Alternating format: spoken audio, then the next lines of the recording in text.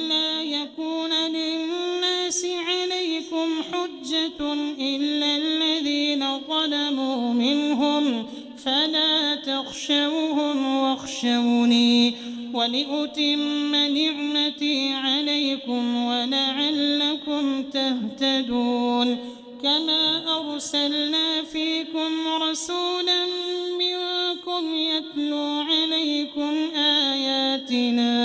يتلو عليكم آياتنا ويزكيكم ويعلمكم الكتاب والحكمة ويعلمكم ما لم تكونوا تعلمون